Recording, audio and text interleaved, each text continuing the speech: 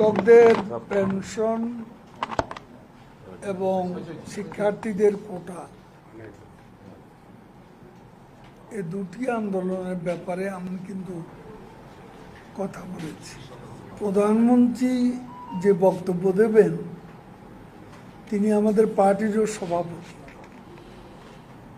সে বক্তব্য হচ্ছে আওয়ামী লীগের বক্তব্য, সরকারের বক্তব্য।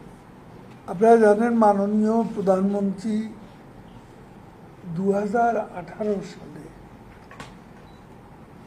পরিপত্র জারি করে সকল প্রকার কোটা বিলোপ করেছে। এই আদেশের বিরুদ্ধে 7 জন মুক্তিযোদ্ধার সন্তান উচ্চ আদালতে রিট করে। দেশের উচ্চ আদালত, হাইকোর্ট